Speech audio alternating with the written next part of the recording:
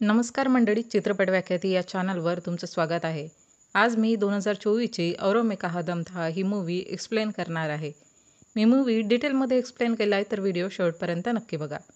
चला तर मग जास्त वेळ न दवडता व्हिडिओला सुरुवात करूया. मूव्हीच्या सुरुवातीला आपण कृष्णा नामक एका व्यक्तीला जेलमध्ये बघतो. त्याला सगळे घाबरायचे. त्याने 2 मर्डर्स केले होते. त्यासाठी त्याला 25 वर्षाच्या तुरुंगवासाची शिक्षा मिळाली असते. त्याच्या चांगल्या वागणुकीसाठी 2 वर्षाची शिक्षा कमी केली जाते. तर कृष्णा कोर्टमध्ये ॲप्लिकेशन टाकतो शिक्षा कमी न करण्याबद्दल. त्याला जेलमध्येच राहायचं असतं, पण त्याचं ॲप्लिकेशन रिजेक्ट होतं आणि उद्या तो जेलमधून सुटणार असतो. म्हणून इथेच राहण्यासाठी कृष्णा मुद्दाम तिथल्या गुंडांशी भिडतो की त्याची शिक्षा माफ न होऊन त्याला इथेच ठेवलं जावं. पण सगळ्यांना माहिती असतं की त्याने असं मुद्दाम केलं, म्हणून त्याला वेगळ्या सेलमध्ये ठेवलं जातं. त्याचं जेल बाहेर न जाण्याचं रिझन एक मुलगी होती आणि जेलमध्ये येण्याचं रिझन पण एक मुलगीच. बाहेरून जिग्नेश, कृष्णाचा मित्र, जुगाड लावून कृष्णाशी फोनवर बोलून त्याची नाराजगी व्यक्त करतो की काय गरज होती त्याला हे सगळं करण्याची. कृष्णा दुबईच्या खूप मोठ्या डॉन महेशभाईला कॉल करून बोलतो की त्याला इकडे दुबईला यायचं आहे आणि इथे राहायचं नाही. महेशभाई कृष्णाची दुबई येण्याची व्यवस्था करतो. जिग्नेशला वसुधाचा कॉल येतो. ती कृष्णाची माहिती घेते की तो कधी जेलमधून बाहेर पडणार. वसुधाचा खूप मोठा बिझनेस असतो आणि ती खूप श्रीमंत असते.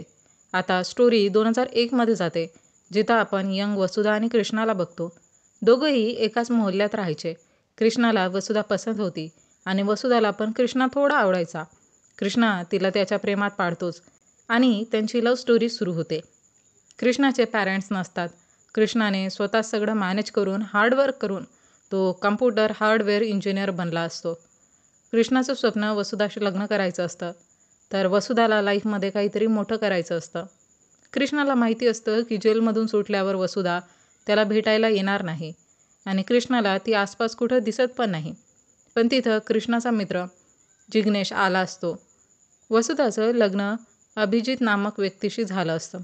जिग्नेश कृष्णासोबत एक सेल्फी घेऊन वसुधाला सेंड करतो की कृष्णा जेलमधून बाहेर आलाय हे तिला कळावं. वसुधा सेल्फी बघून इमोशनल होते. कृष्णा एका हॉटेल ओनरला भेटायला जातो. स्टोरी परत मागे जाते, जिथं आपण कृष्णाला हॉटेल मालकाचं काही काम करून बाहेर येताना बघतो. कृष्णा त्याच्या बाईकची चावी हॉटेलमध्येच विसरला असतो. तर तो हॉटेलमध्ये परततो तर बघतो की अंकलला 3 चोरांनी पकडलंय. कृष्णा त्याचा चष्मा उतरवून बोलतो की मी तिघांना तर नाही, पण तुमच्यापैकी एकाला नक्कीच पकडू शकतो आणि मग एकाला पकडलं की बाकी 2 आपोआप हाती लागतील. तर तुमच्यासाठी हे फायद्याचं असेल की तुम्ही इकडून गपगुमान निघून जा. चोर पण भीतीने निघून जातात. आता कृष्णा मोहल्ल्यातल्या पक्या नावाच्या एका मुलाला मारू लागतो, कारण त्या 3 चोरांमध्ये पक्या पण एक असतो. हॉटेलमधल्या एका चोराच्या हातावर जे ब्रासलेट कृष्णाने बघितलं असतं, त्यावरून त्याने पक्याला आयडेंटिफाय केलं असतं. पक्याला कृष्णाच्या हातचा मार खाताना पूर्ण मोहल्ला बघतो. पक्याला खूप अपमानित फील होतं. कृष्णा पक्याचा कांड कोणालाच सांगत नाही. इतक्या वर्षानंतर कृष्णाला बघून अंकल खूप हॅपी होतात. आता कृष्णा त्याच्या घरी जाण्याची इच्छा सांगतो, जिथं तो एकेकाळी राहायचा. आता स्टोरी परत मागे जाते, जिथं कृष्णा जॉबवर लागला असतो. कृष्णाचे बॉस त्याला सांगतात की तू जर्मनी प्रोग्रामसाठी सिलेक्ट झालाय आणि तुझं खूप अभिनंदन. कृष्णा पण ही न्यूज ऐकून खूप हॅपी होतो, कारण त्याने यासाठी खूप मेहनत घेतलेली होती. आता तो ही न्यूज वसुधाला शेअर करतो. वसुधा पण ही न्यूज ऐकून खूप हॅपी होते आणि तिला थोडं दुःखही वाटतं, कारण कृष्णा 2 वर्षासाठी तिच्यापासून लांब राहणार होता. कृष्णाला पण दुःख होतं की कसा तो 2 वर्ष वसुधापासून लांब राहणार. तर वसुधा त्याला समजावते की 2च वर्ष तर आहे, हे दिवस पटकन निघून जातील. तू फक्त यशाच्या पायऱ्या चढण्यावर फोकस कर. दोघंही पूर्ण दिवस एकमेकांसोबत स्पेंड करतात. आता कृष्णा वसुधाला घराच्या थोडं आधीच ड्रॉप करतो, म्हणजे कोणी त्यांना एकत्र बघू नये. वसुधा जात असताना 3 गुंड तिच्यावर अटॅक करून तिला गोडाऊनमध्ये नेऊन जबरदस्ती करू लागतात. त्यापैकी एक पक्या असतो.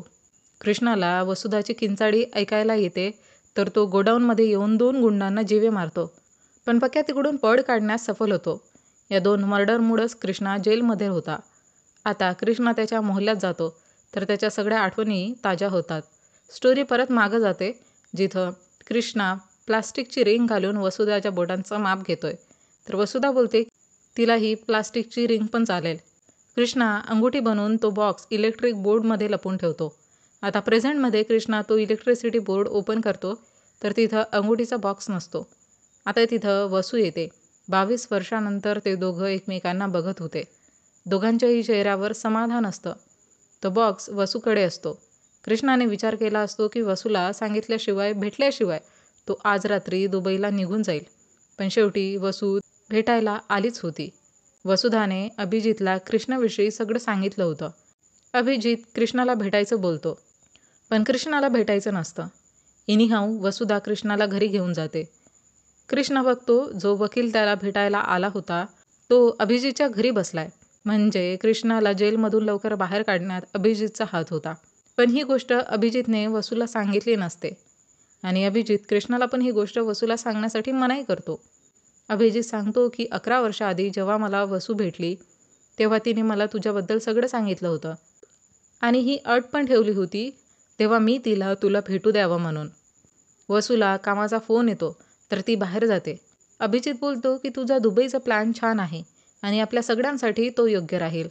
वसूने तर मला तसं सगळं सांगितलंय, पण तू सांग त्या रात्री नेमकं काय घडलं होतं. झालं सगळं तसंच असतं जे आधी आपल्याला दाखवलं होतं.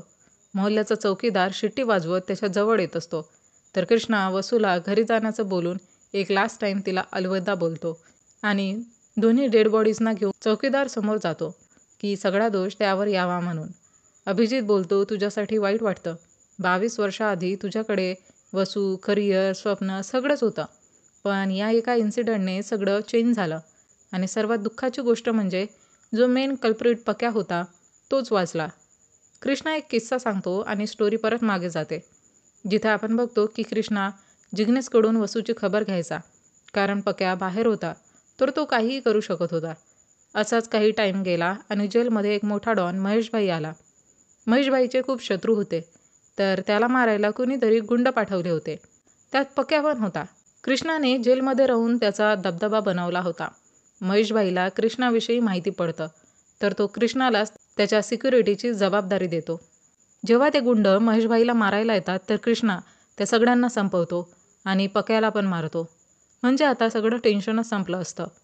हे सगळं वसू ऐकते आणि तिला कळते की कृष्णा इतके वर्ष जेलमध्ये राहूनही त्यांचं प्रेम निभावत होता. त्याने वसूला काही होऊ दिलं नसतं. महेशभाई कृष्णाची दुबई येण्याची तयारी करतात कारण त्याने त्यांचा जीव वाचवला होता. अभिजित बोलतो तुझं कर्ज माझ्यावर आयुष्यभर राहील. तू माझ्या पत्नीचा जीव वाचवलास. आता जिग्नेश कृष्णाला न्यायला येतो. त्याला बाहेरपर्यंत सोडायला वसू येते. अभिजितचा शांत स्वभाव आणि नॉर्मल कन्व्हर्सेशन बघून वाटतं की अभिजितला कृष्णाप्रती काही जेलसी नाही, पण हे खरं नसतं. तो आतून खूप जेलस फील करतो. जेव्हा वसू कृष्णाला हक करते त्याच्या फेसवर तर स्माईल असते पण मनात खूप तो जेलस फील करतो. मूड लाईट करण्यासाठी जिग्नेश सॉन्ग प्ले करतो आणि सॉन्ग असतं अजय देवगणच्याच मूवीचं दिलवालेचं. जीता था जिसके लिए मरता था, एक ऐसी लड़की थी जिसे मैं प्यार करता था. इथे जरा मूवीचा फनी सीन होतो. जिग्नेश बोलतो जर तू वसूला सांगितलं असतं तर वसू तुझ्यासाठी थांबली असती. कृष्णा सांगतो जेव्हा मी जेलमध्ये होतो तर तिथली परिस्थिती बघून हैराण होतो. तिथं काही गॅरंटी नव्हती कोण कधी कोणाला कधी टपकावेल. स्वतःच्या सेफ्टीसाठी कोणा एका गँगला जॉईन होणं गरजेचं होतं. पण कृष्णाने कोणत्या गँगला जॉईन करण्याऐवजी जेलच्या सर्वात डेंजर कैद्यालाच कुटून स्वतःचा दरारा निर्माण केला असतो. वसूला कामाचा जो कॉल आला होता ते काम अभिजितनेच आणलं होतं की तो कृष्णाशी एकट्यात बोलून त्या रात्रीचं सत्य जाणू शकेल. तर त्याने पण तेच सांगितलं असतं जे वसूने त्याला सांगायला बोललं होतं. आता कृष्णा वसूला विचारतो त्या रात्री नेमकं काय झालं होतं ते खरं खरं सांग मला. त्या रात्री त्या 2 गुंडांची डेथ कृष्णाच्या हातून नाही तर वसूच्या हातून झाली असते. पण कृष्णा वसूला वाचवण्यासाठी सगळा दोष स्वतःवर घेतो. काही महिन्यानंतर जेव्हा त्याला शिक्षा मिळाली तर वसू त्याला जेलमध्ये भेटायला गेली असता कृष्णा तिच्याकडून इकडे परत भेटायला न येण्याचं वचन घेतो आणि बोलतो की जेव्हा मी बाहेर येईल तेव्हा आपण भेटू.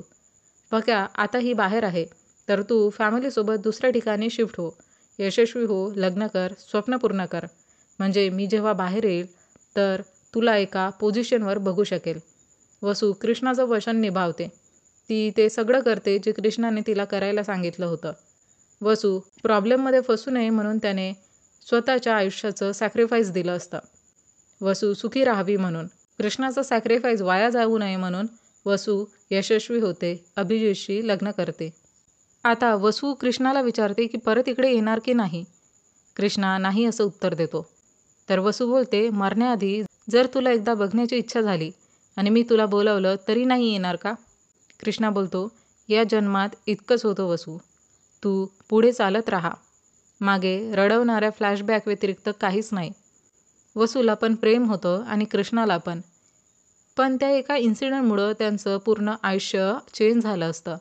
दोघंही वेगळी झाली असतात. तरी एकमेकांसाठी प्रार्थना करतात की ते जिथं कुठं असो किंवा ज्याही कोणासोबत असो, फक्त सुखी राहो. आणि इथेच मूवीचा द एंड होतो. तर मंडळी, हे होतं औरों में कहा दम था मूवीचं एक्सप्लेनेशन. तुम्हाला मूवी आणि माझं एक्सप्लेनेशन आवडल्यास व्हिडिओला लाईक, शेअर, कमेंट करून चॅनलला सबस्क्राईब करायला विसरू नका. आणि सोबतच बेल आयकॉनला प्रेस करा, म्हणजे येणाऱ्या प्रत्येक नवीन व्हिडिओची नोटिफिकेशन तुम्हाला सर्वात आधी मिळेल आणि तुमचा एकही व्हिडिओ मिस होणार नाही. आणि सोबतच मंडळी, तुम्ही चॅनलवर जाऊन इतर काही मूवींचे एक्सप्लेनेशन व्हिडिओज पण बघू शकता. चला तर मंडळी, भेटूया लवकरच एका नवीन व्हिडिओमध्ये. तोपर्यंत टाटा, बाय बाय.